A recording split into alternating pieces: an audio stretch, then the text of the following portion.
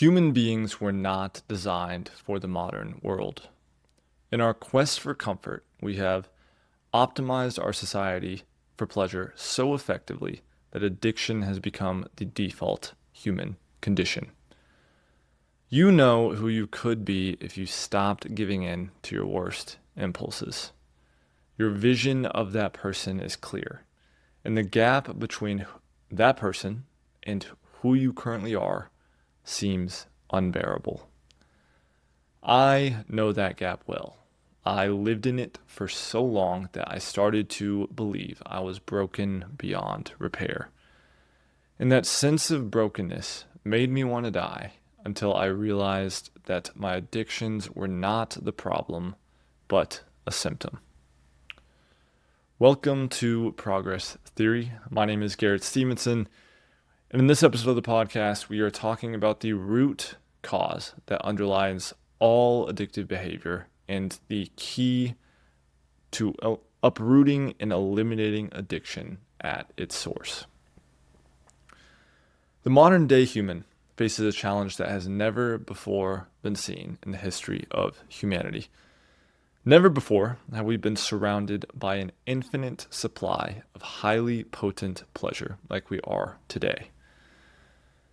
Humans have engineered our environment so that it no longer in any way reflects our environment of origin. In the environment we originally evolved in, pain and danger were omnipresent. The risk of starvation and early death was constant and extreme, and the pleasure that we had access to was extremely infrequent and lacked any sort of real intensity. Our brains evolved motivation systems within this original environment in order to encourage behavior that increased the likelihood that we would survive long enough to reproduce and pass on our genes to the next generation. The dopaminergic system, which is the brain structure that's largely responsible for desire and motivation, evolved to push us towards things like food, water, sex, socialization, exploration, all things that were healthy and which very directly increase the chance that we would stay alive. The dopaminergic system was designed in an environment filled with activities and sources of pleasure that had a very low amount of intensity and frequency. It was designed around this very limited baseline. Over the course of human history, we have slowly learned how to shape our environment to eliminate danger, pain, and early death, and to enhance both our quality of life and the presence of pleasure. Over the last 500 years specifically, the scientific revolution has resulted in an exponential increase in technological advancement. And with this technological advancement, our speed of environmental engineering has increased so rapidly that we have more or less built an entirely new world. This engineering has been centered largely around improving our quality of life, and with that being the goal, it has been centered around enhancing comfort. Technological advancement has allowed us to do things like regulate our temperature so that we never have to feel extreme cold or extreme heat. We can medicate pain so effectively that we can almost entirely eliminate it when it is occurring.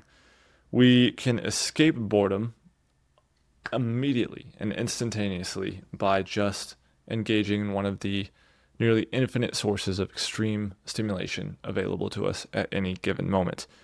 And the overall stress that we experience and the workload that we have to incur in order to stay alive has never been lower in human history. As a whole, all of these are good things. They increase our quality of life. But technology has also created an abundance of super stimulating forms of pleasure. Never before have we had access to drugs or activities that activate our dopamine and opioid systems to the degree we see today. The system that we exist within in Western society is capitalism. That is our economic structure, and it was built in order to encourage value creation. Capitalism rewards people who provide value to others. And that way, it is effective. Capitalism does encourage behavior that creates value. But there is a negative byproduct of this economic model, and that is that addiction is extremely profitable. If you can get a customer to not stop buying your thing, even when there is a deep desire on their end to stop, the lifetime value generated from that customer skyrockets. And companies and organizations have spent decades, if not centuries, picking up on this and learning how to master it. Companies have harnessed and hijacked our motivation systems to hook us onto their products and maximize their own profits. Very obvious example of this. Look at the original sources of pleasure: food, sex, socialization. These have been amplified to the extreme with things like highly processed, highly refined foods that are incredibly addicting. Pornography that is available instantaneously and which activates our sexual reward system more than real sex ever could. And social media, which allows us to have an endless supply of social community in any given moment. Not to mention all the mind-altering substances that exist within our environment, which did not exist when our brains evolved, which unnaturally alter our neurochemicals in order to maximize stimulation and pleasure. Both illegal substances like heroin and legal substances like pharmaceutical opioids. These are commonplace and they are widely pushed and encouraged in our society. This is only part of the problem. As talked about in the last episode of this podcast, another unfortunate development in modern society is the breakdown of the cultural and social systems that provided a strong sense of meaning and community in our lives throughout human history. Deepening our understanding of the universe was a good thing, but it caused a very rapid shift away from the traditional sources of purpose and importance. And losing these traditional belief systems has resulted in an omnipresent sense of meaninglessness and existential dread in many people's lives. This is a bad thing. Lacking a sense of purpose or importance is a very potent source of life dissatisfaction that can quickly lead to depression, hopelessness, and a deep craving for escape. Not only have we lost our source of purpose, but in our Western society specifically, I live in America, we have come to value individualism to an extreme degree. Some of the most clear ramifications of this: the nuclear family has disintegrated. The baseline structure that our society was founded upon does not exist anymore. We value family, both immediate and extended, far less than we used to. We spend way less time and push way less energy and effort into building and deepening these relationships. And the creation of the internet and the development of the online landscape that we have access to has caused an absolute breakdown in real life communities. The average time spent socializing in person and exploring the immediate world around us has plummeted with the advent of the internet. And less time socializing means less development of social skills and social confidence. The lower our social skills and the worse our social confidence, the less likely we are to go out and socialize, even if we have a deep desire to do so. We straight up do not have the same ability to socialize that we used to. The degradation of community within our world has spiked loneliness and isolation for many people. Deep social connections, the connections that actually cause real satisfaction, are harder to create and develop than they ever have been. Many people have few to no relationships that actually provide them with a sense of connection and satisfaction. And this is very destructive because human beings evolved a deep desire for community and tribal interaction because these things directly benefited our likelihood of survival. Our brains are deeply wired to seek out this type of social connection. And the sense of isolation and loneliness that can occur when we are not getting that social connection is crippling in a way that causes very real dissatisfaction and pain. The modern human living in Western society exists within a breeding ground for addiction. The world around us is run by massive organizations who collectively spend trillions of dollars trying to learn how to make their product or service as addicting and pleasurable as possible. And this truth, in tandem with the fact that we are seeing record high reports of depression, anxiety, hopelessness, purposelessness, isolation, and loneliness, all but ensures that almost every human today will fall victim to some form of addiction that causes destruction within their life. Now, the list of potential addictions for us to fall victim to is extremely long and varied, and it seems like it is just continuing to grow over time. For some people, the addiction is chemical to things like alcohol, weed, cocaine, heroin, pharmaceutical drugs. That's what ropes them in and keeps them chained. For other people, the addiction is to a behavior, something like porn, sex, gambling, eating, shopping, social media, video games, or some other highly stimulating activity is a thing that they crave compulsively. The specific stimulus you're addicted to differs and absolutely needs to be accounted for when trying to recover. But you're destined to remain enslaved until you realize that the underlying process fueling your addiction is exactly the same, regardless of what you are addicted to. At its core, addiction is an attempt to medicate, numb, or escape from some circumstance, whether internal or external, that is dissatisfying, painful, and seemingly unbearable. These sources of dissatisfaction can vary greatly. Internally, they can be a strong, intense negative emotion that causes deep discomfort, or it could be a distressing thought pattern that we cannot escape from and that just keeps playing on repeat within our head.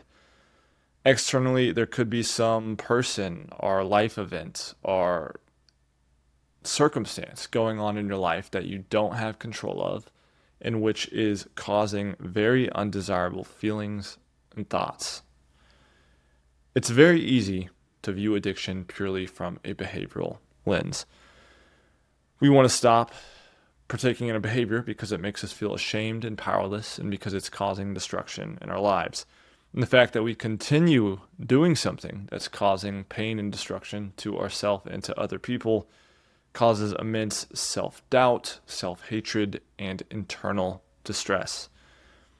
It's very easy to become punitive, condemning, and aggressive internally towards ourselves due to the continued self-betrayal that comes with addiction. But as understandable as this reaction is, it is backwards and counterproductive. From both a neurochemical and psychological standpoint, the addictive behavior that we are trying to end is serving as a real solution to a problem, and a solution that is very effective from a short-term perspective. Something is causing you real pain, distress, and dissatisfaction. An addiction is an incredibly effective source of temporary relief and medication. It allows us to escape and avoid the thing that is causing us pain by flooding our brain with neurochemicals that both numb pain and create and amplify pleasure to cover it up. This is why addiction is so insidious. Addiction is an incredibly effective solution from a temporary, instantaneous viewpoint that sows immense long-term destruction. When we give into an addictive impulse, we are borrowing joy and satisfaction from the future in order to escape our pain today. And the pain we are creating tomorrow will increase exponentially as a result. Now, when studying addiction, a very interesting question arises. Why is it that some people can engage in very stimulating and pleasurable behavior that's widely considered to be addictive without actually getting addicted to it or developing any sort of compulsion, while others can't?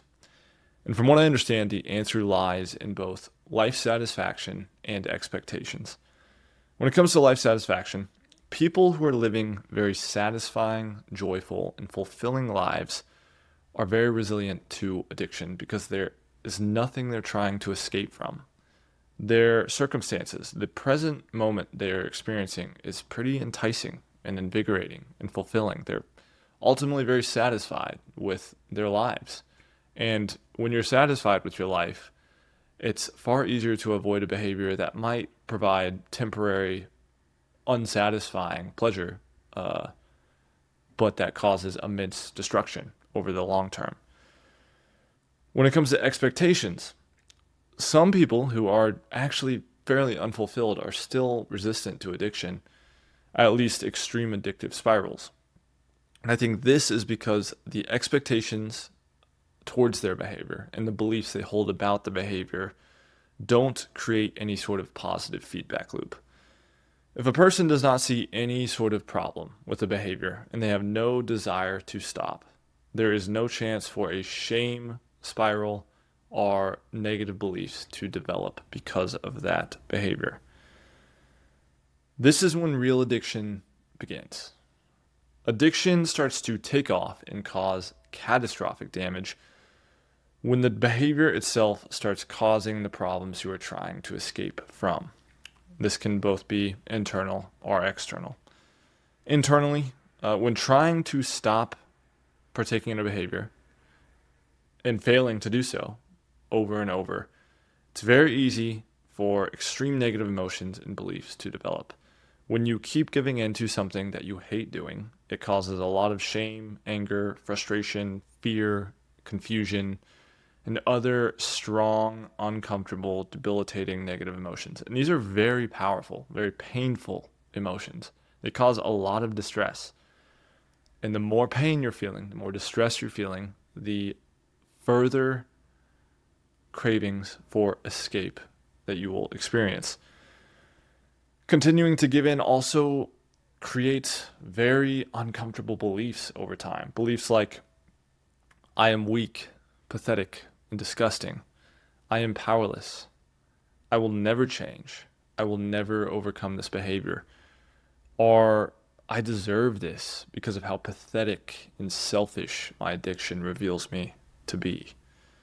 These beliefs and the identity they create are horrible. They are toxic, cause an immense amount of self-doubt and self-hatred. And the more self-doubt, the more self-hatred you feel, the more you want to escape. Now, there are also extreme external consequences. Repeated compulsive behavior often causes regression and destruction within our finances, career, and relationships. Anyone who's experienced very deep addictive spirals knows this.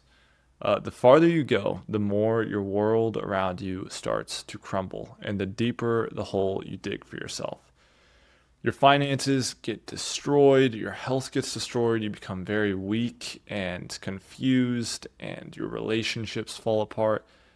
Every part of your life that you cared about gets absolutely destroyed. And this creates a far more painful and unfulfilling life. And again, the more painful and unfulfilling the circumstances, the more intense our craving for escape. The positive feedback loop that forms between our addictive desire for escape and the life circumstances that it can result in can very quickly lead to a hellish amount of destruction and misery. And this brings us to an important insight. The people who engage in the most extreme addictions are the people who are experiencing the most intense pain and suffering. They are ostracized, terrified, and looked down upon by the rest of us, and they exist within a conscious experience where they feel they have no power, control, or hope for a better life. Regardless of what you are addicted to, you are not addicted because you are weak, evil, pathetic, or broken. You are addicted because you are experiencing very real pain and suffering, and you are desperate for relief. You do not deserve hatred, condemnation, or judgment from yourself or from other people. You deserve compassion, empathy, and loving kindness. Addiction will never be resolved through self-hate, disgust, or condemnation.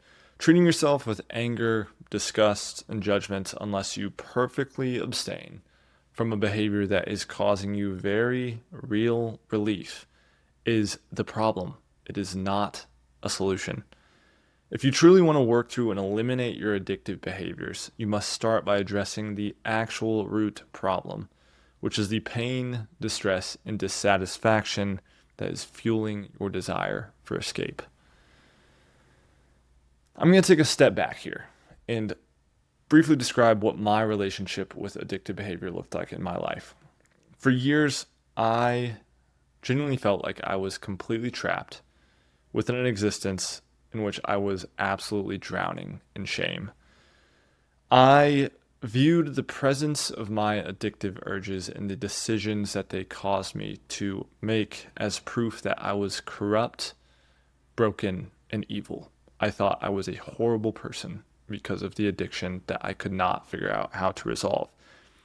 I was absolutely disgusted and repulsed by the compulsive desires I felt because I moralized them on a deep level. And through moralizing them, I attached my self-worth to them. By doing this, I completely destroyed the value I saw in myself as a person. I'm going to be very blunt with how I say this. Your addictive impulses do not say anything about your value as a person. Addictive impulses do not mean that you are immoral, selfish, or corrupt.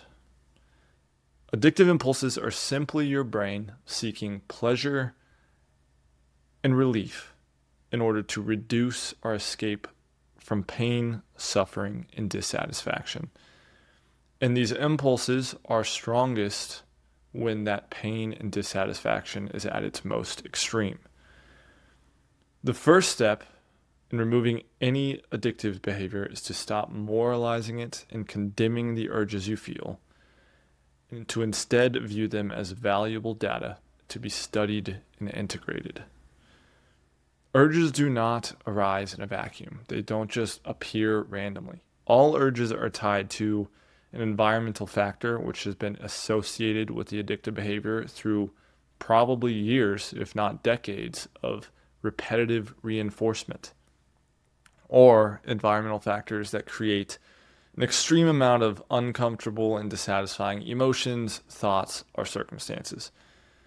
When you look at urges through this lens, they lose their power. Instead of being these powerful, terrifying, and confusing sources of pain and signs of your own inadequacy and brokenness, urges become a source of valuable insight that can be utilized to build a more fulfilling and satisfying life. Life is incredibly complex and complicated. Creating a life that is genuinely satisfying and fulfilling is a never-ending process that is extremely hard. And even more so, what that life looks like differs person to person. The life that creates the most fulfillment for you is likely very different than the one that provides the most fulfillment to me. We are all unique in that regard. But despite the fact that this uniqueness exists, there are general categories that pretty much any human being can optimize in order to increase their life satisfaction. These are building a meaningful and purposeful career, developing and nurturing deep social connections, partaking in behavior that has a real perceived positive impact on your community around you, pursuing mastery at some sort of craft or skill set that seems personally important, Engaging in invigorating passions and hobbies that bring a lot of joy are improving your health and routines. Generally speaking, a person who has a meaningful career, deep social connections, a sense of positive impact that they're causing in the world, passions they're pursuing mastery in, engaging hobbies, and solid physiological health are deeply satisfied with themselves and their lives. These people experience a lot more joy and thus don't have any desire to engage in destructive behavior because they don't feel any sort of need to escape. This reveals the catch-22 of addiction, because addictive behavior itself exponentially worsens the circumstances that you feel a desire to escape from. Deep addictions and very real addictive spirals can create extreme destruction and regression very rapidly. I've experienced it. Watching your life just completely fall apart around you is one of the most disorienting and disheartening things a human being can experience. And the hole you dig, the hole that you watch yourself dig, can become so massive and overwhelming that the path to even beginning to rebuild feels impossible to begin. But it's not impossible to begin. Taking small steps to build a more fulfilling and satisfying life does not require an addiction to be resolved. Focusing on very small, gradual changes in the most important areas can lead to significant increases in life satisfaction in relatively short periods of time, even while regressive addictive behavior is still going on. And this is the key reframe that has to occur. Urges are a source of insight to examine with compassionate curiosity and nothing more. Use the presence of urges to identify the emotions, thoughts, and circumstances that are most recurrently behind the urge. Once you start to curate this list, once you start to develop a clear understanding of these emotions are the ones that are most tied to my urges, these thoughts are most tied to my urges, examine them closely. Try to identify what area of my life could I start to change in order to reduce the presence or the intensity of that emotion, thought, or circumstances that I'm trying to escape from. And once you identify the area, define very small, easy, and manageable action steps that you can take that will result in positive change if done repeatedly over time. And these steps, I want to emphasize, small, easy, manageable. The more you let your life fall apart, the smaller these steps need to be. But what is important is committing to these small, incremental action steps even while you still give in to your addictive impulses, even while the addiction is still running rampant in your life. Focusing on the positive behavior, even when the negative behavior is still occurring, will allow you to start improving your life so that the drive to give in to the negative behavior lowers. And this is the key. If you fail, if you don't follow through with the positive behavior, if you fall off the wagon, it's okay. Start again. Change does not require perfect completion, just repetition consistently over time. Addiction is an incredibly complex issue that occurs as a result of a lot of different factors. There's no one universal simplified solution that is going to resolve addiction. There are a lot of other components, like learning how to overcome the addictive urge in the moment, changing the underlying beliefs that cause the addiction and that have developed as a result of it, learning to design your environment to reduce the presence and the intensity of urges, training your resiliency and your ability to integrate and adapt following addictive spirals in order to reduce the severity of them. These are necessary parts of addiction recovery. They will absolutely create a lot of positive change. but they will not fix the problem if the root issue of life satisfaction isn't first addressed directly. You are not struggling with addiction because you are broken, weak, pathetic, or destined to fail. You are struggling with addiction because you are a limited, finite being who is scared, confused, and suffering in a world full of people with an insatiable desire to capitalize on your pain. You are a human being who is suffering, and you deserve to be treated with compassion and empathy by yourself and others.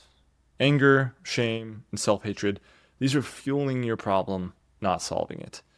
And you will continue to stay enslaved to your addictive impulses until you start trying to solve the dissatisfying and painful aspects of your life that are causing you to crave escape. And you do so with genuine compassion, love, and forgiveness. This has been episode 7 of Progress Theory.